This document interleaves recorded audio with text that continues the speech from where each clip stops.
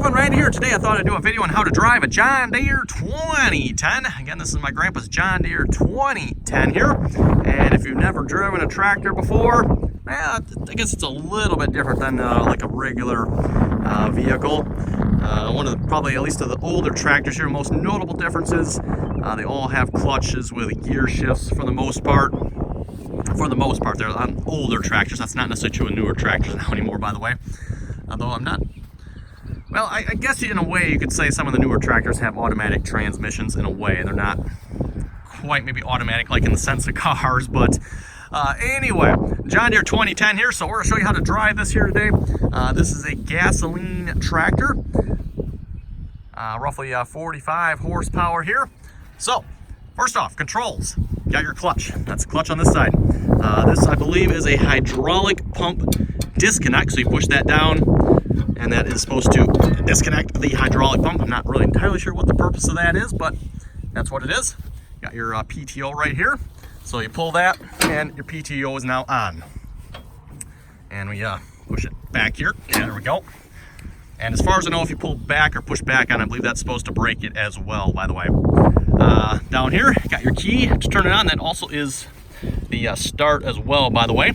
So you turn it one position to turn it on, and then crank it to start it. Got your choke. Got your hydraulic output here. Your 3-point, not actually sure what that lever's for, to be honest. Got your shifter and your throttle. And then on the other side here, you can't see from here, we got brakes. Again, with tractors, you have left and right brakes. So you can just, push the brake on this side or that side. Hydraulic outputs are right there. Your PTO connection is down here, by the way, which has both 540 and 1,000 RPM PTOs on it. You got to switch the shafts around to get 1,000 RPMs, to my knowledge, by the way. And of course, your 3-point arms, adjustment for your 3-point arm on the one side there. Spot hang hitch and pins and anything like that up there. Let's see what's there. Hydraulic outputs, by the way, you're supposed to push in, and then to get it out, you can pull. These are like spring loaded. You can pull them back like that. Brakes here, like I was saying, left and right brake, as well as a foot throttle. Oil dipstick is right there, and behind here is your air filter, which is an oil bath air filter. Let's see what's there. I think that's about it, everyone. Oh, by the way, fuel and coolant. So I think we're ready to start this tractor and take it for a quick spin here. So we'll climb up on the tractor. And like I was saying, this is a key start. So we'll turn it to the on position. Light comes on for the alternator and the oil pressure there. And, well, the tractor was just running, so I shouldn't need choke. We'll see once here. Nope, didn't need choke. Okay. Of course, if it was cold, everyone, you'd probably have to give it a little choke, but it's not cold. To raise and lower the 3-point, this lever right here.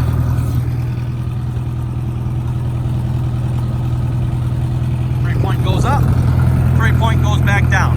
I don't have anything hooked up to hydraulics, so I can't demonstrate that. Not actually sure what this lever does, to be honest. It doesn't seem to do anything.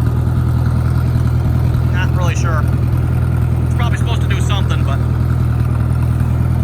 Okay, shifter here. This is John Deere's sycro range transmission. And I know you probably can't read the gears, because even I can't.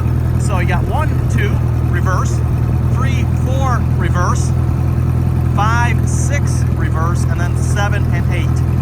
So if you watch my John Deere 2510, this transmission on this tractor is a little different.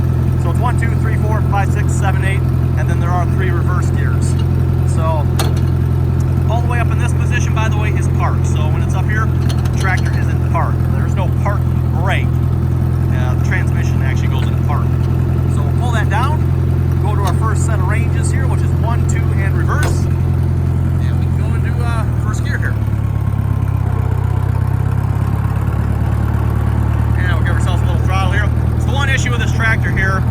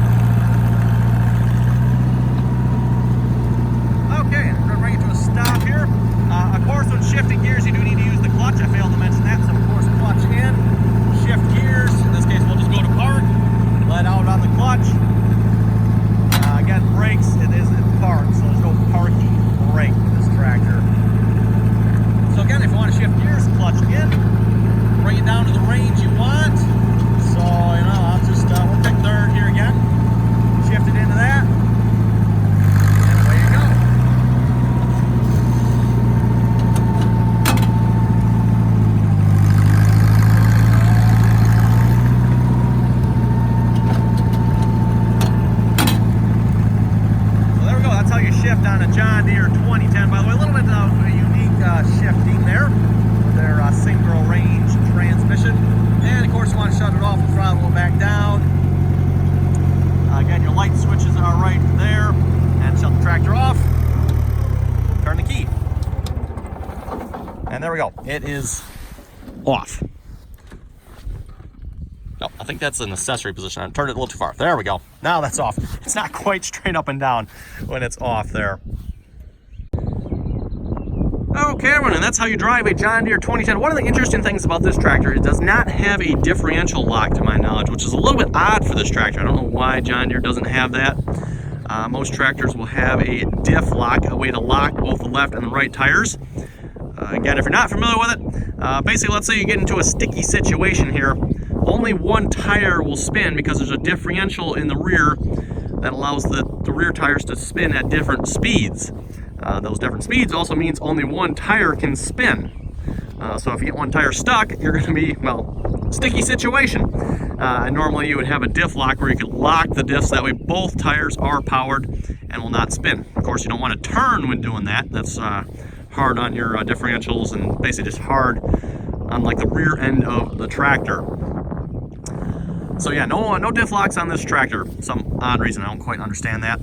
That's one of the things that made this tractor, well, when it came to like heavy pulling, or if you got stuck or you wanted to pull something out that was stuck, not a very useful tractor.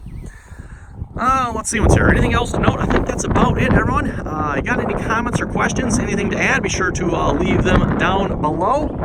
Again, that's pretty much how you drive a John Deere 2010. Relatively simple tractor to drive. You know, just a gasoline engine. Starts pretty much the same way you start a car. The only difference would be you got to be a little bit familiar with clutch and gear shift. But, you know, again, it's not like a car where you're going down the road. You don't really have to be quick with the shifting. It's, you know, just take your time and shift. It's a nice slow shift. Nothing particularly hard there. So anyway, everyone, thanks for watching. Comments or questions, be sure to leave them below. And until next time.